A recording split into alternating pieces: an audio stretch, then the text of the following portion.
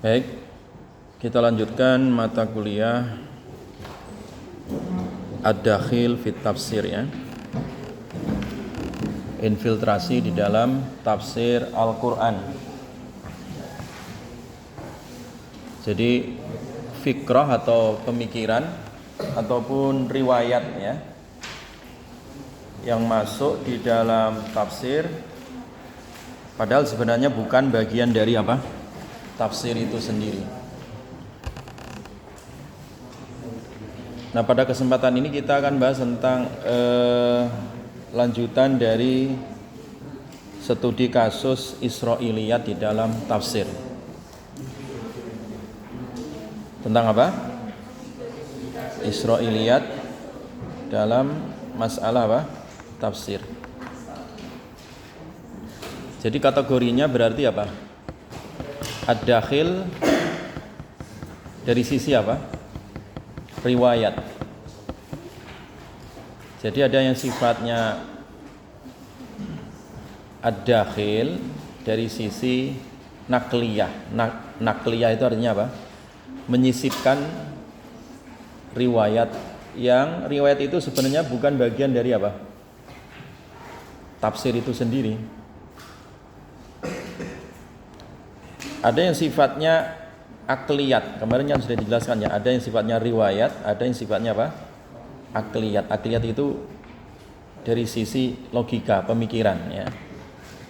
Kalau nakliyat atau riwayat itu dari sisi apa? Dari sisi apa?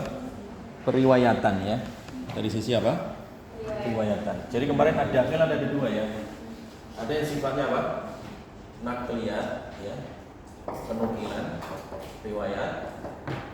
Ada yang sifatnya apa? Ada yang sifatnya apa? Akliyat.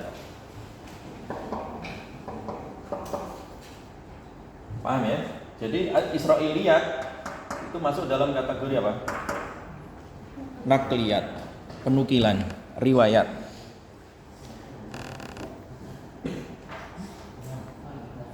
Nah, Israiliyat itu kan sebenarnya apa ya? Dongeng ya. Dongeng dari Bani Israel ya, umat-umat apa? Terdahulu. Karena memang di zaman Nabi itu kan banyak juga dari kalangan apa? Ahlu kitab yang masuk apa? Islam. Contohnya siapa? Sahabat Abdullah bin Salam, tulis ada sahabat Abdullah bin Salam, ada Ka'ab al-Akhbar ya. Ka'ab Akhbar itu ya salah satu dulu mantan pendeta gitu ya, Yahudi ya, tokoh Yahudi. Tamim Ad-Dari ini dulu juga dari kalangan ahlu kitab ya. Contohnya siapa tadi? Abdullah bin Salam, ada Tamim Ad-Dari, ada Ka'ab al-Akhbar ya. Nah, mereka ini kan membawa kisah tersendiri kan? Karena mereka sebelumnya beragama apa? Yahudi, ya kan? Mereka kan membaca Taurat ya. Membaca apa? Taurat. Dan juga mengamalkan ajaran-ajaran apa? Taurat sebelum mereka masuk apa? Islam. Nah, tiga orang ini, Abdullah bin Salam, Tamim Ad-Dari, kemudian siapa? Ka'ab al-Ahbar, ini adalah betul-betul menjadi sahabat ya. Betul-betul apa? Menjadi apa? Sahabat Nabi SAW. Ada juga yang masuk Islamnya itu karena pura-pura ya. Karena apa? Pura-pura. Contohnya siapa? Abdullah bin Saba ya. Contohnya siapa? Abdullah bin Saba ya.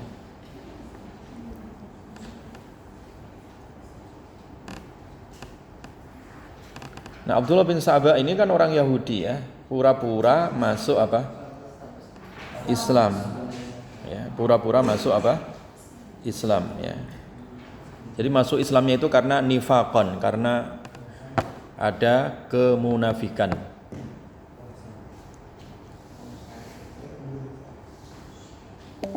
Abdullah bin Sabah ya, al-Yahudi. Jadi dia masuk Islam karena pura-pura tadi ingin merusak Islam dari dalam. Makanya nanti kan turunan dari ajaran Abdullah bin Sabah itu kan nanti penyimpangan ya, termasuk Syiah itu nanti terpengaruh dari ajaran-ajaran siapa? Abdullah bin Sabah, karena kultus individu ya. Jadi dialah yang menyuarakan untuk mengkultuskan sahabat Ali dan seterusnya ya. Jadi orang-orang Yahudi dulu yang masuk Islam tadi ada dua kubu ya. Kubu yang Hanif tadi yang memang betul-betul memeluk Islam dalam keadaan hunafa ya, dalam keadaan hunafa. Yang memang betul-betul pindah ke Islam itu. Sampai wafat mereka adalah sahabat Nabi sallallahu alaihi wasallam. Ada yang memang orang-orang Yahudi ini masuk Islamnya karena apa tadi? Nifaqan, karena apa? Bermuka dua, nifaq ya. Seperti Abdullah bin Sabah. Nah, berita-berita yang dinukil dari orang-orang Yahudi yang memang ada niatan permusuhan dengan Islam itu memang tertolak 100%. Jadi apa yang diberitakan oleh siapa tadi? Abdullah bin Sabah itu adalah tertolak 100 apa? persen ya. Karena pasti apa? Pasti apa? Bertentangan dengan apa? Syariat Islam. Itu pasti. Nah, yang kedua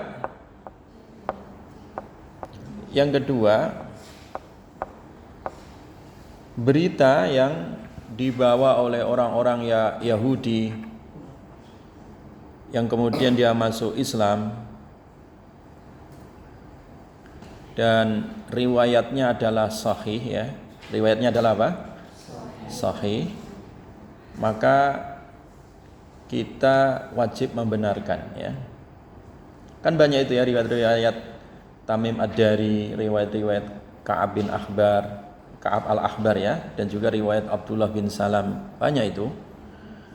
Ketika riwayat itu adalah betul-betul riwayat yang benar ya, yang sahih, itu kita boleh mengambilnya ya.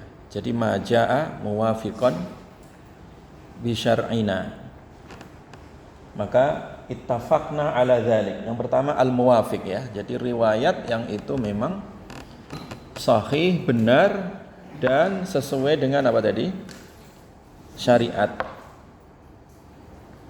Misalkan riwayatnya Ka'ab al-Akhbar itu ya tentang sifat Nabi sallallahu alaihi wasallam yang diberitakan dari Taurat, ya kan?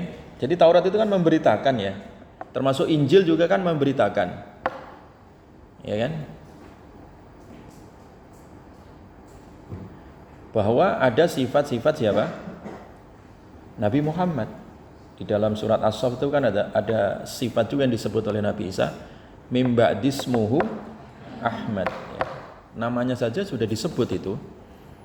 Jadi nama Nabi itu Ahmad. Muhammad itu udah ada di dalam apa? Kitab-kitab Taurat dan apa?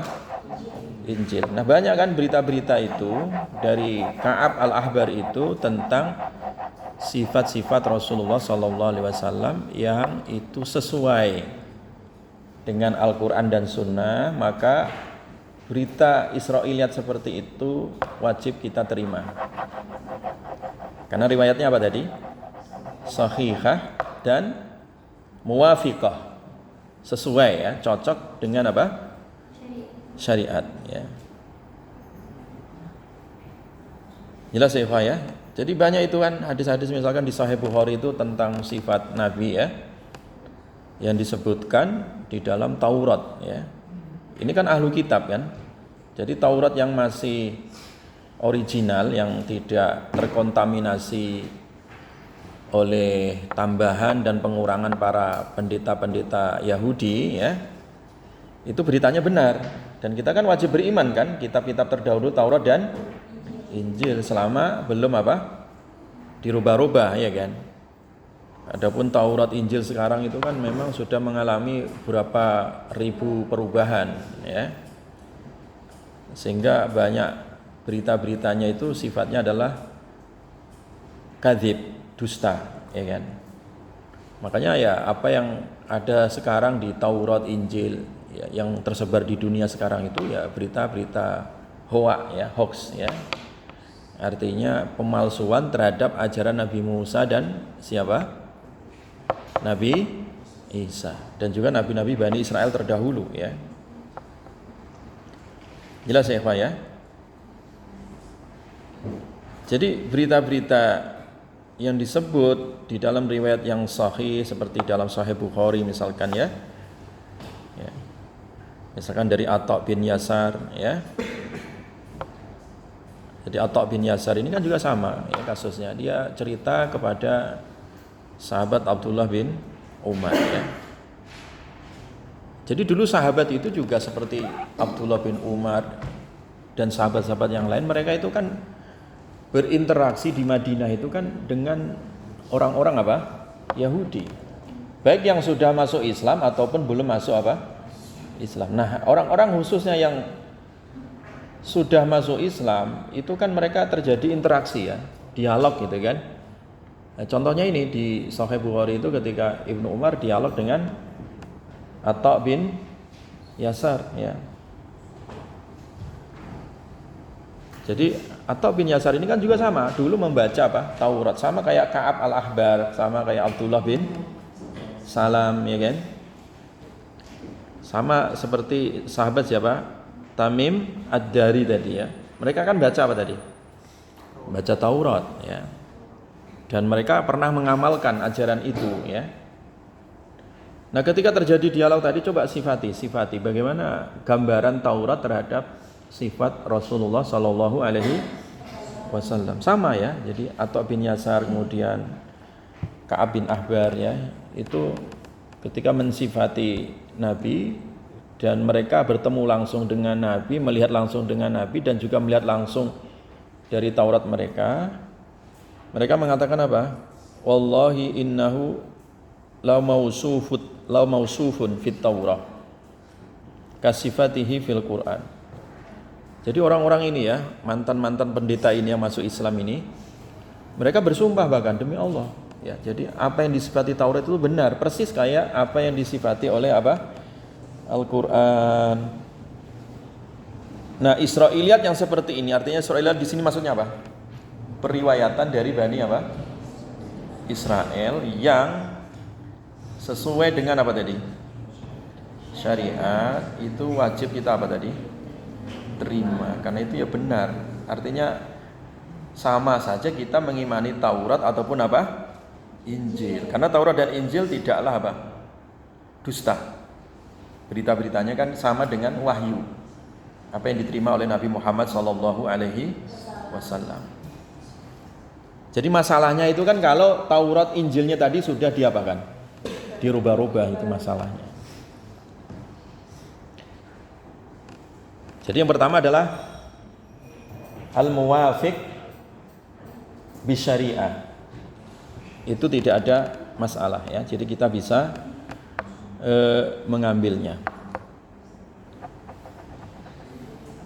Jelas ya Pak ya. Jadi berarti maka muwafiqan li syariatina itu berarti kita sumbernya dari mana tadi? Riwayat-riwayat hadis. Bisa dari Sahih Bukhari, Muslim dan kitab-kitab hadis yang lainnya. Juga kita bisa mendapati di mana? Di tafsir-tafsir. Kan banyak juga itu ya, di tafsir Ibnu Katsir, Israiliyat banyak juga. Di tafsir At-Tabari itu banyak Israiliyat juga, riwayat-riwayat dari Bani Israel itu. Kemudian di kitab Al-Qurtubi banyak itu. Ya kan? Tentang Israiliyat ya.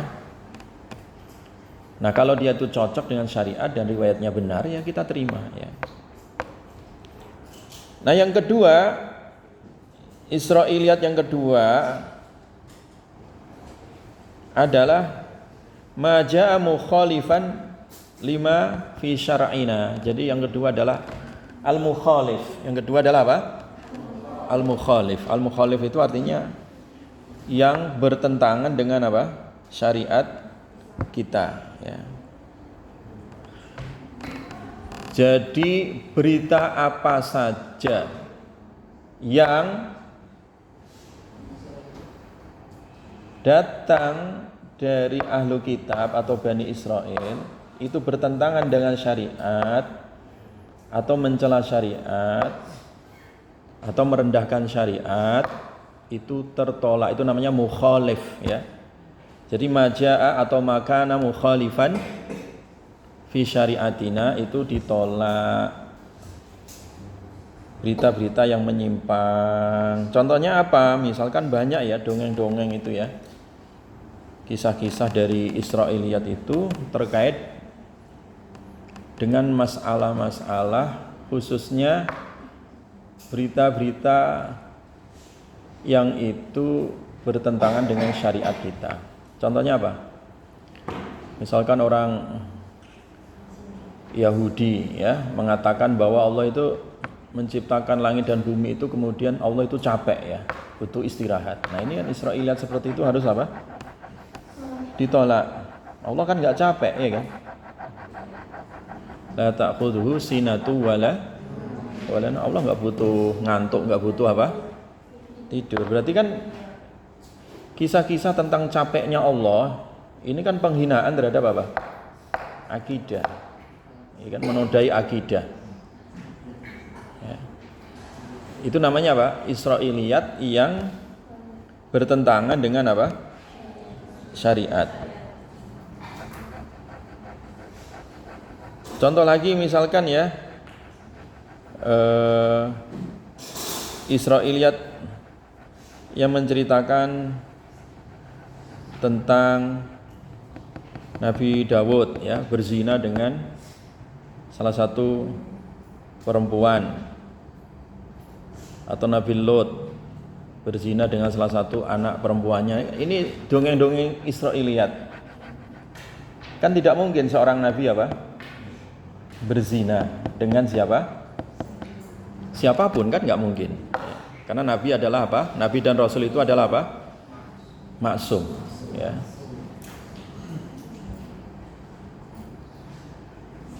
Jelas ya, itu namanya Israiliyat yang apa tadi? Yang bertentangan dengan apa? Syariat atau mencela, ya, mencela kesempurnaan Nabi. Misalkan ya orang-orang Israiliyat itu ketika bercerita tentang Nabi Musa ya, ketika Nabi Musa mandi kemudian apa? Bajunya dibawa oleh batu ya. Kemudian selama ini atau selama itu ya orang-orang Bani Israel itu menuduh Nabi Musa itu laki-laki tapi tidak sempurna. Jadi dituduh sangklir. Sangklir itu apa ya?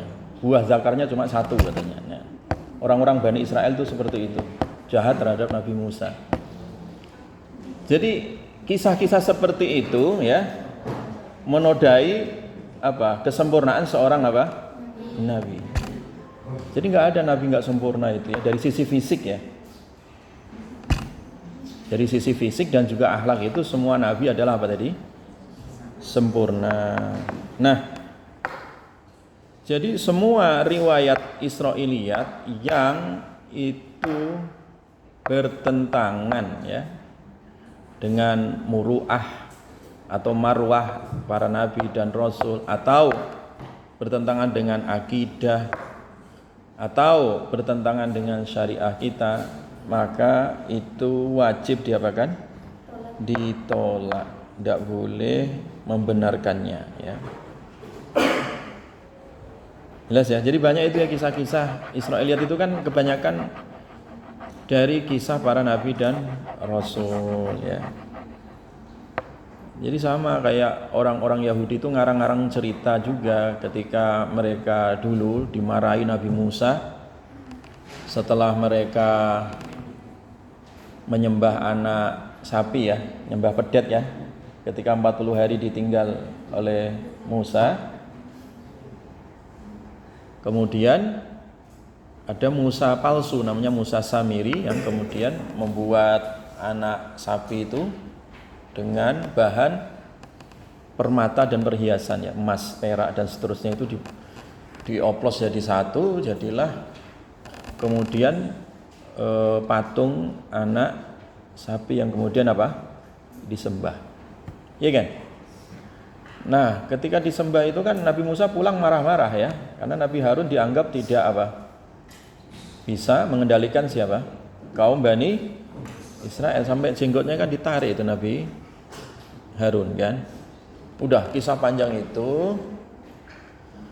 Akhirnya mereka kemudian dihukum untuk bertobat ya. Nah, kisah panjang tadi ada yang benar. Kalau sesuai dengan Al-Quran itu benar, betul kan? Nabi Musa 40 hari kemudian pulang itu kan benar cerita itu. Nah, tetapi dalam Israiliyat itu ada tambah-tambahan. Nah, akhirnya orang-orang Bani Israel ini ngarang-ngarang cerita. Di akhir kisah itu setelah peninggalan Nabi Musa, Nabi Harun masih ada. Akhirnya Nabi Harun juga kembali menyembah anak sapi tersebut. Ditambah-tambah kisah seperti itu. Maka kisah seperti ini bertentangan dengan apa? Akidah. Karena nggak mungkin seorang nabi melakukan apa? Kesyirikan. Jadi untuk mengetahui, untuk mendeteksi ini bertentangan dengan syariat dan tidak, itu bisa kita dengan pendekatan logis tadi ya, pendekatan logika. Logikanya apa tadi? Secara kaidah kan Nabi dan Rasul itu apa? Pertama maksum, ya kan? Maksum itu tidak mungkin melakukan apa? Kejahatan, nggak mungkin melakukan kemaksiatan, ya kan? Nah, dan tidak mungkin seorang Nabi dan Rasul apa? Melakukan perzinaan. Tidak mungkin para Nabi dan Rasul juga menyembah kepada selain apa? Allah. Ini secara logika sudah bisa tertolak, paham ya?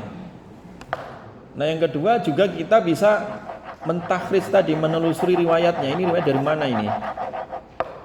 Riwayat dari apa? Dari mana ini? Bisa ditelusuri apa ada sanadnya atau hanya cerita sekedar cerita gitu ya. Kalau memang sanadnya sahih ya kita terima, kalau memang nggak ada sanadnya hanya dipalsukan ya otomatis itu apa? Tertolak, paham ya? Jadi metode ilmiah untuk menvalidasi satu riwayat tadi bisa dengan penukilan riwayat atau dengan juga pendekatan nakliyat dan akliyat. Akliyat itu logis tadi ya, pendekatan logika. Jelas ya? Jadi ada satu al-muwafiq, ada yang kedua al-mukhalif, dan ada yang ketiga yaitu al-maskut ya.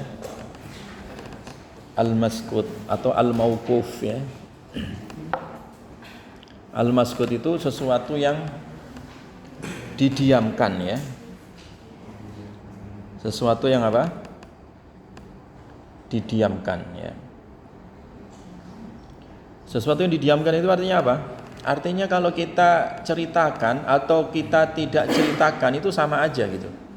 Nggak terlalu penting. Kita ceritakan atau kita tidak ceritakan itu sama saja. Tidak terlalu apa? Penting dan juga tidak berdampak kepada baik dan buruknya syariah. Paham? Contoh misalkan ya, kalau di Al-Quran itu kan nama-nama Ashabul Kahfi itu kan nggak disebutkan, paham ya? Tapi ada riwayat-riwayat Israiliyat itu nanti nama Ashabul Kahfi itu siapa saja. Sampai nama anjingnya Ashabul Kahfi itu disebutkan. Nah itu riwayatnya riwayat Israiliyat. Jelas ya? Nah ini namanya al-maskut. Namanya apa? Al-maskut. Sesuatu yang memang didiamkan. Didiamkan itu artinya ya tidak terlalu diperlukan gitu. Dibahas atau tidak dibahas ya. Itu tidak terlalu berdampak ya. Nah, apakah boleh diberitakan? Nah, sesuatu yang al-maskut tadi. Maka sikapnya kalau sesuatu yang al-maskut ya, yang didiamkan tadi, sikapnya adalah la tusaddiqu ahlal kitabi wala tukadzibuhum ya, tidak membenarkan dan juga tidak mendustakan. Ini namanya disebut apa? At-tawaqquf. Disebut apa? At-tawaqquf. Tawaqquf ya. Tawaqquf ya. Jadi tawakuf saja, mau diceritakan mau tidak ya sama aja gitu ya.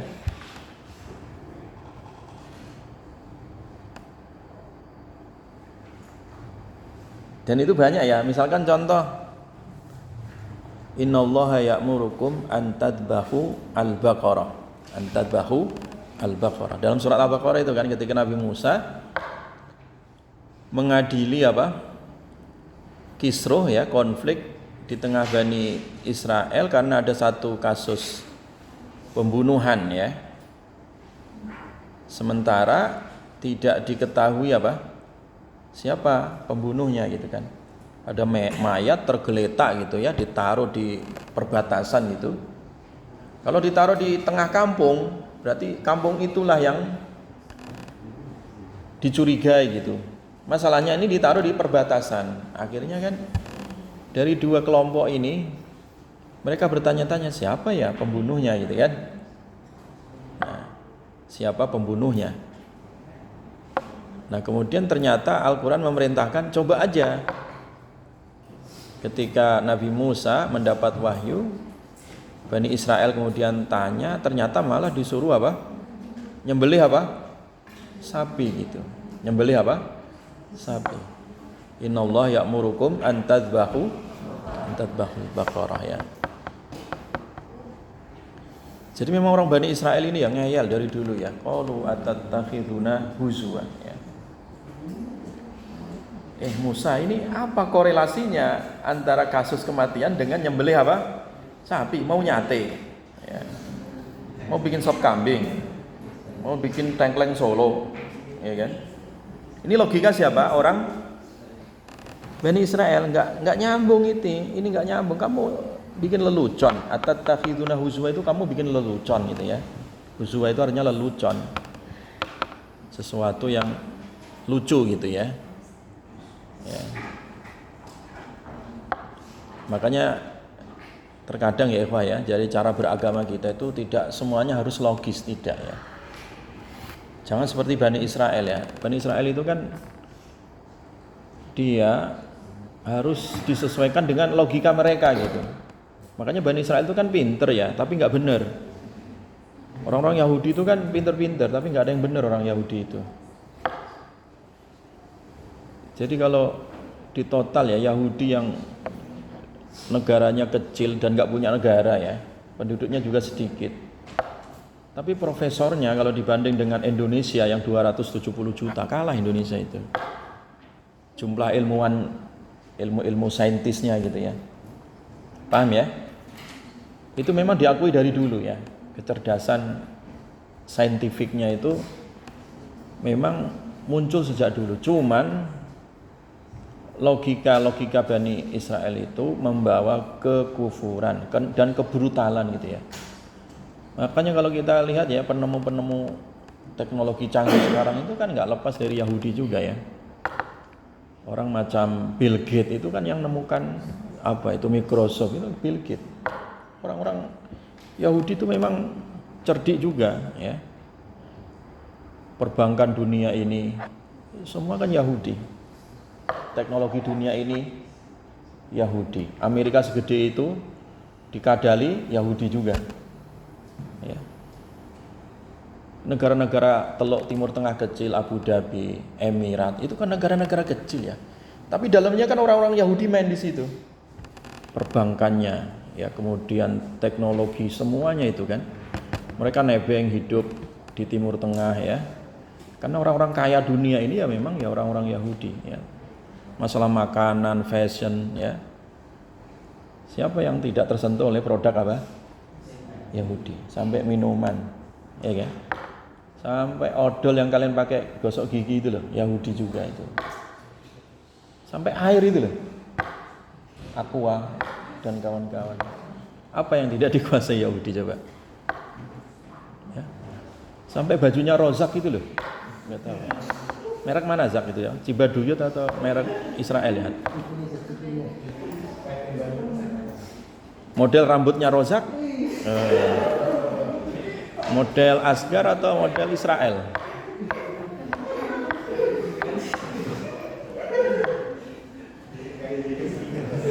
Jelas ya? Jadi memang Yahudi itu apa?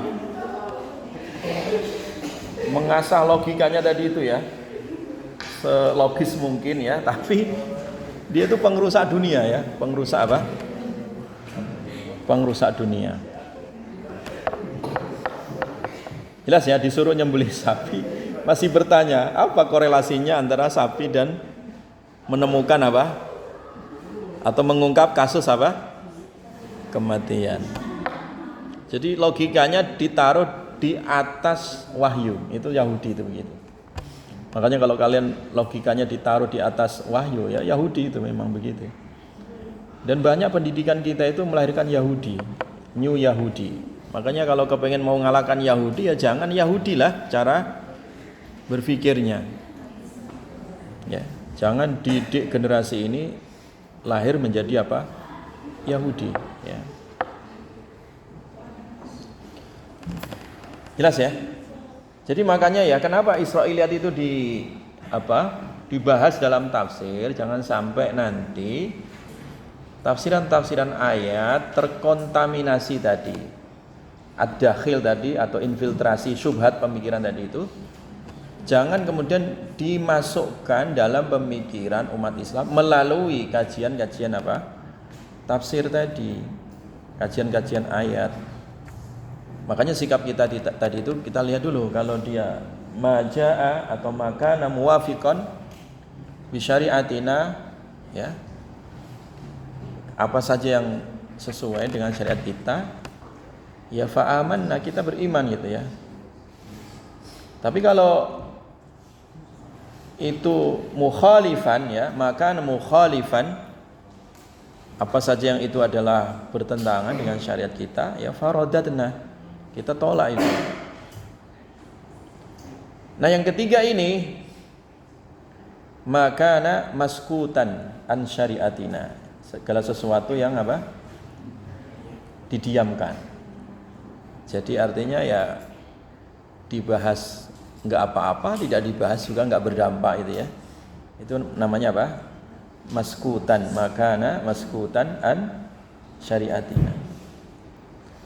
Maka sikapnya apa tadi? Tidak membenarkan dan juga tidak mendustakan. Ya biasa aja gitu. Paham ya? Enggak usah muluk-muluk, enggak usah terlalu dibesar-besarin gitu. Dan enggak usah dikecil-kecilin. Ya. Contoh dibesar-besarin itu apa? Ya misalkan ya, nama-nama Ashabul Kahfi. Detail itu namanya 1, 2. Ada berapa Ashabul Kahfi itu?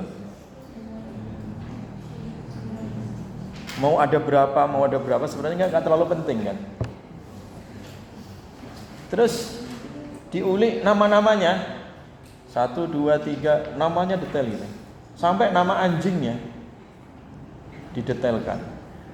Akhirnya karena terlalu dibesar-besarkan, akhirnya nama-nama Ashabul Kahfi dan anjing Ashabul Kahfi itu dibuat raja. Dibuat apa? Raja sama orang-orang Banten, sama orang-orang yang suka ilmu-ilmu debus itu. Suka ilmu-ilmu apa? Debus ya. Dijadikan kekebalan. Supaya dibacok kebal ya, tidak berdarah. Itu namanya ilmu apa? Debus. Pernah lihat nggak itu ya? Banyak itu ya dijual-jual itu ya.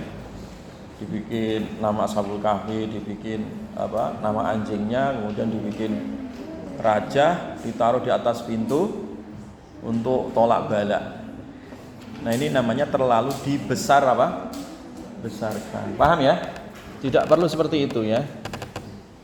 Tidak perlu seperti itu. Dan juga tidak boleh mengecil-ngecilkan, mengejek-ngejek, nggak boleh juga. Ya. Jelas ya, Pak ya?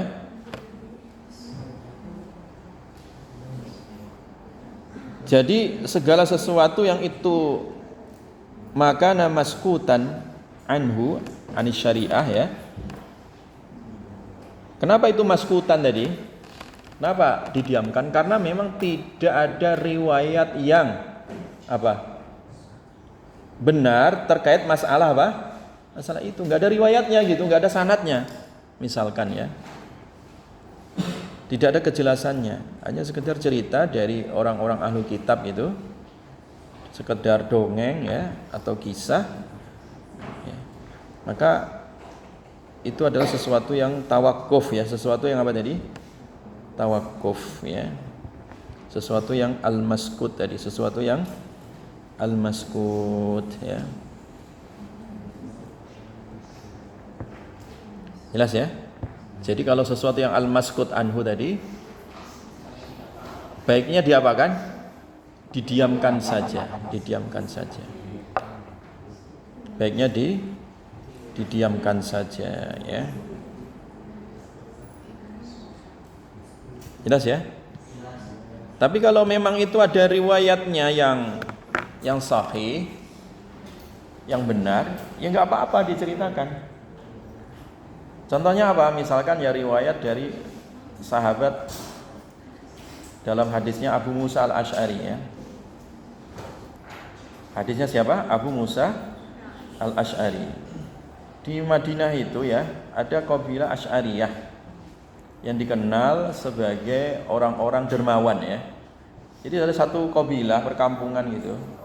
Nah, Abu Musa ini kan dinisbatkan Asy'ariyah ya. Kabilah Asy'ariyah ini orang-orang yang dikenal paling dermawan ya di zaman Nabi.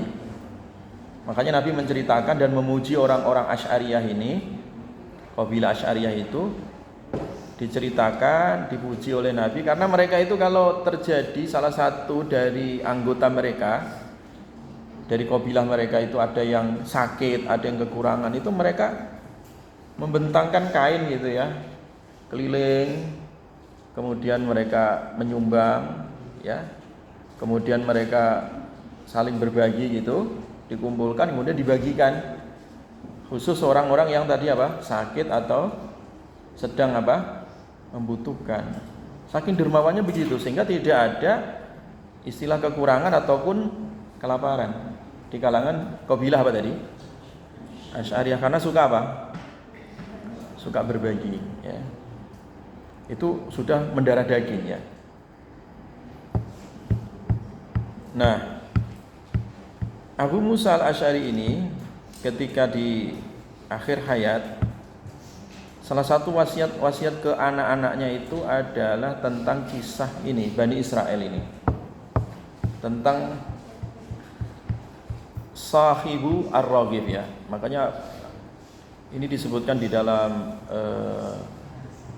kitab-kitab hadis banyak ya, termasuk di Musnad Abi Syaibah ya, riwayatnya sahih ini. Berarti kalau sahih apa? Boleh diterima sebagai pelajaran itu. Nah,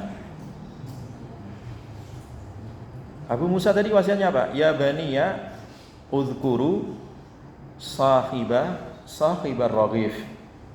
Wahai anak-anakku, jangan lupa nak tentang kisah sepotong apa? Sepotong roti ya. Udhkuru apa?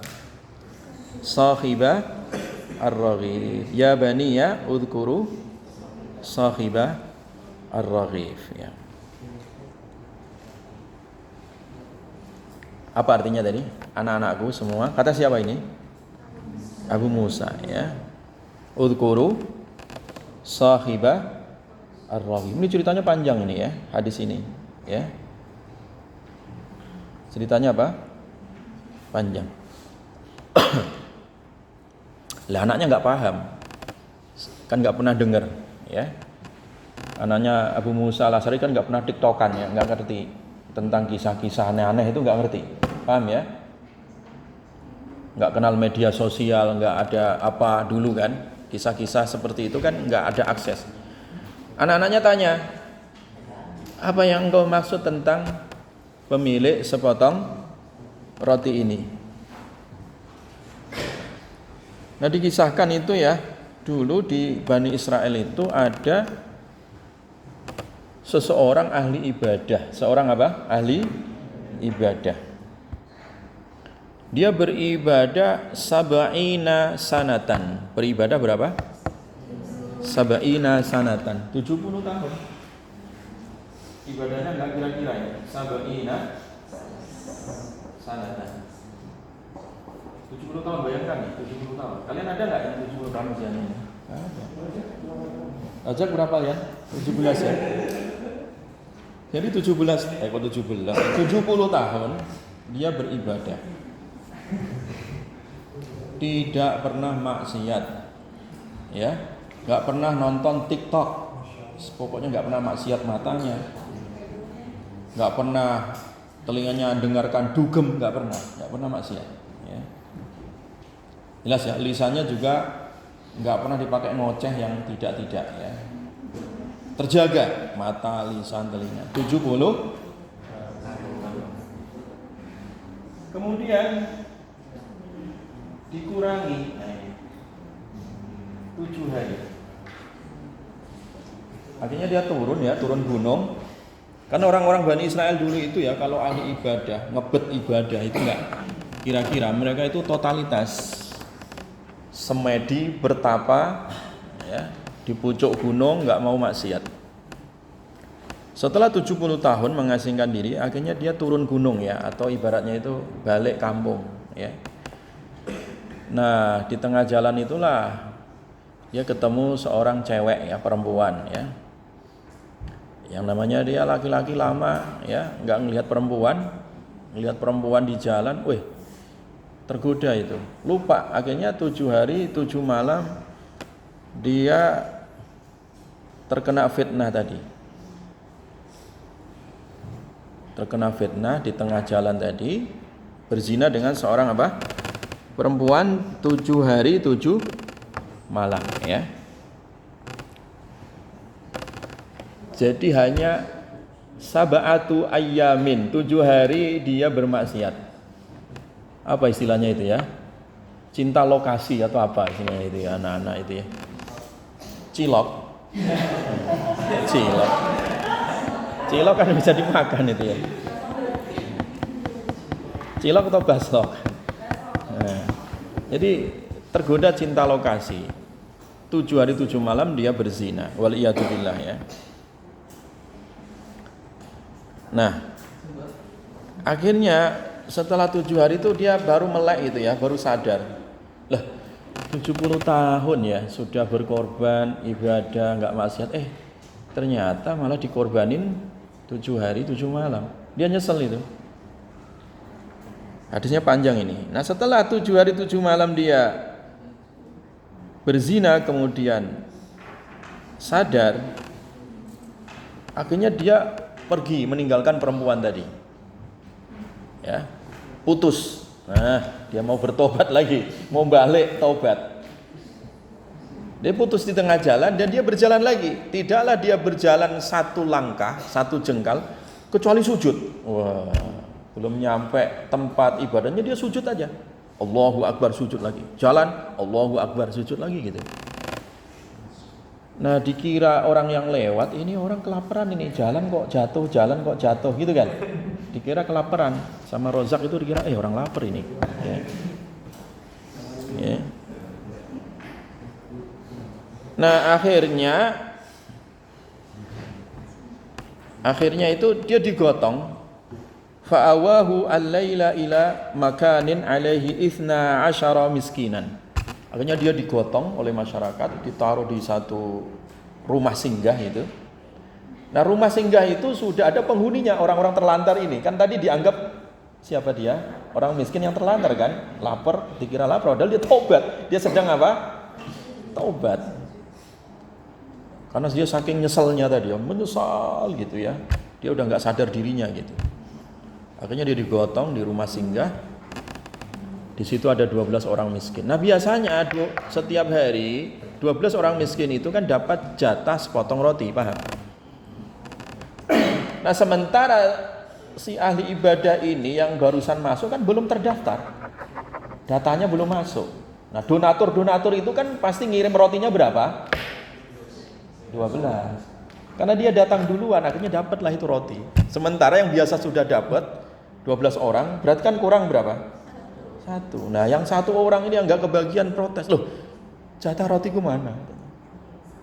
Nah, akhirnya dia noleh, celingak-celinguk gitu, ada orang baru ini. Nah, itu. Akhirnya rotinya itu diminta dikasihkan ke siapa? Pelanggan yang sudah biasa tinggal di situ. Paham ya? Akhirnya dia kelaparan, mati.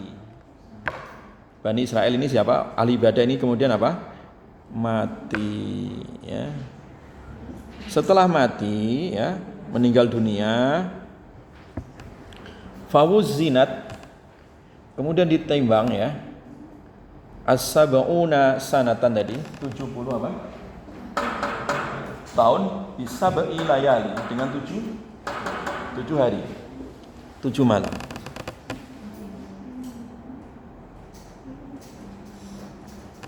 Jadi ditimbang berapa tadi? 70 tahun. Fawuzinat sab'una sanatan bisab'i layali. Farad jahat as-sab'u layali tadi. Kemudian dimenangkan berapa? As-sab'u al-layali, 7 hari.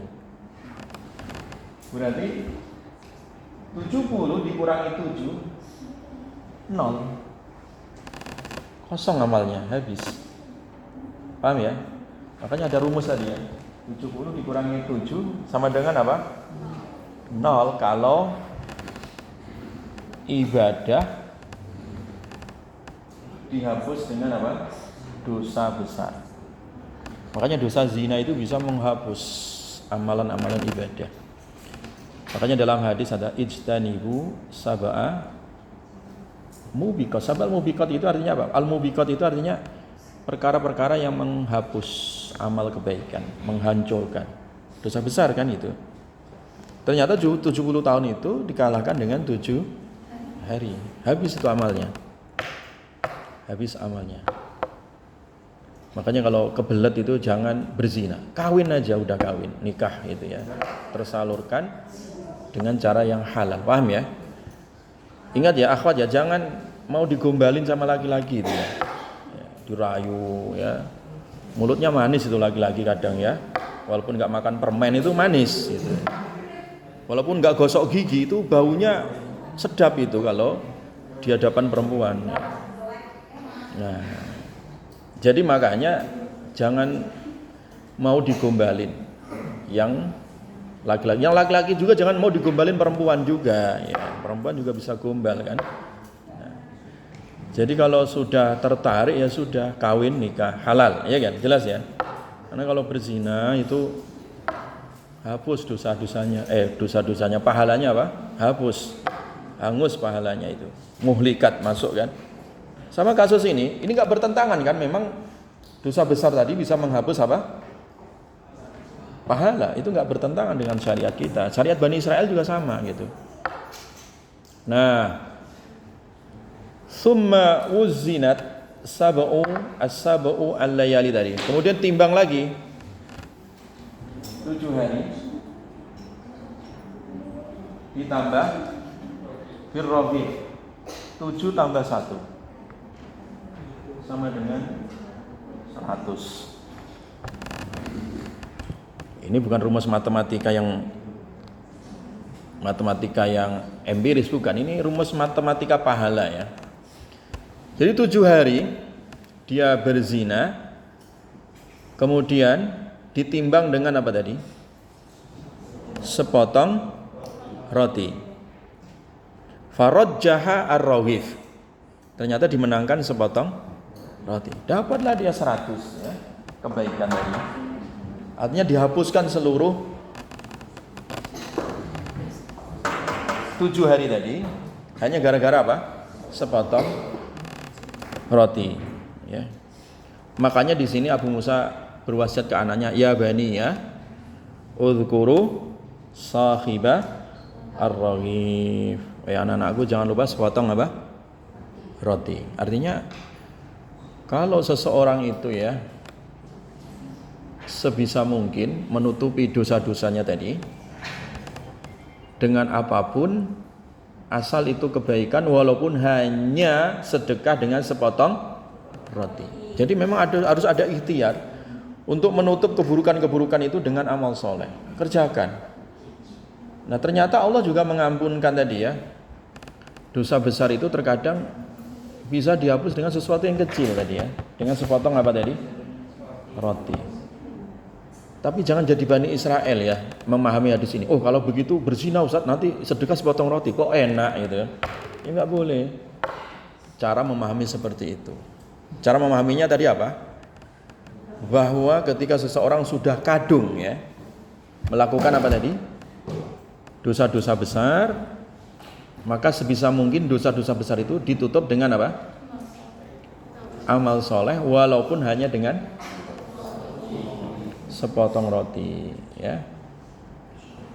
Fa'ajbi'is sayyi'atal hasanah. Ikuti keburukan dengan kebaikan. Tamhuha ya, kebaikan itu akan menutup atau menghapus keburukan tadi. Nah, kisah seperti ini boleh diapakan? Diceritakan. Kenapa tadi? Kenapa? Karena riwayatnya benar ya. Ini namanya apa? Makana muwafiqan li syariatina ya. Sesuatu yang memang sesuai. Enggak bertentangan kan kisah tadi kan? Enggak bertentangan. Apalagi kalau riwayatnya sahih ya. Kalau tidak ada riwayatnya, kisah-kisah yang lain, contoh yang lain itu kisah-kisah Israiliyat itu. Dulu di Bani Israel itu ada ahli ibadah lagi. Tapi ini Ustadz sendiri nggak ketemu riwayatnya ini. Ada di kitab Durratun Nasikhin ya.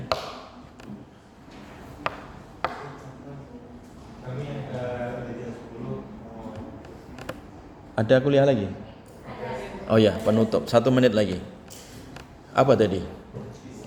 Kisah yang memang nggak ada riwayat yang bersambung. Hanya kisah aja dari Israiliyat. Ada seorang ahli ibadah namanya Barsesa. Namanya apa? Barsesa. Yang pesantren ngaji kitab Durratun Nasikhin siapa? Yang pernah? Ada nggak? Si Barsesa ini ahli ibadah. Tiba-tiba ada setan yang kagum dengan ibadahnya Barsesa ya.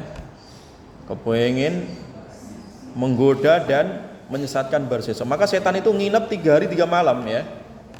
Nginep di rumah Barsesa, nyamar gitu ya, kepengen menggoda Barsesa ya.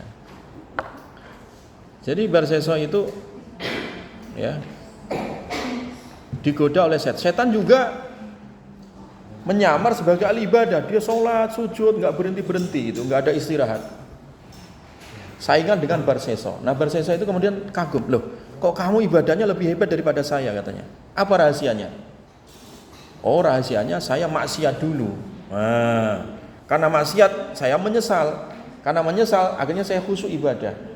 Kalau kamu kepengen kayak saya, maka jadi maksiat dulu gitu. Paham? Terus maksiatnya yang bagaimana? Oh gampang. Bunuh orang. Oh jangan, saya ahli ibadah masa bunuh orang. Kalau nggak mau bunuh orang apa lagi?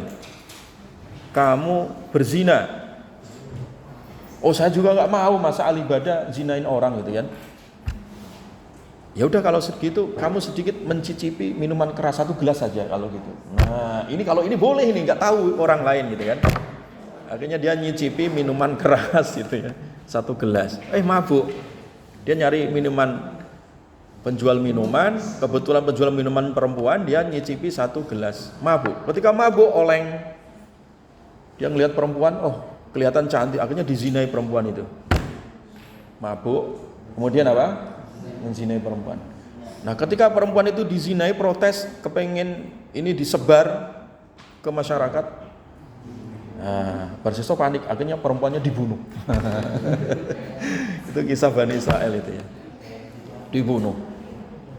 Akhirnya ketika dibunuh, rame, diselidiki oleh masyarakat, gara-gara mabuk tadi, Barsesa berzina, gara-gara berzina akhirnya yang dizinai apa? Dibunuh. Akhirnya Barsesa diadili oleh masyarakat, mau digantung Barseso itu. Ketika di tiang gantungan itu, setan datang. Puas kamu, udah ngikuti saya. Jadi kalau kamu ingin selamat, ada satu jalan katanya. Apa? Kamu harus isyarat kepalamu sujud kepada saya. Oh gitu. Akhirnya Barseso mengisyaratkan kepalanya, menganggukkan sujud kepada setan. Tapi setan tadi tetap kabur, nggak mau menolong Barseso. Ini persis kayak Donald Trump ya, ngiming-ngimingi Timur Tengah ya, negara-negara Teluk ya, supaya dia tidak diserang Iran. Dibikinlah pangkalan-pangkalan itu, tetapi tetap aja diserang Iran. Itu kayak Donald Trump persis itu, setan itu. Makanya setan sekarang itu namanya Donald Trump itu ya.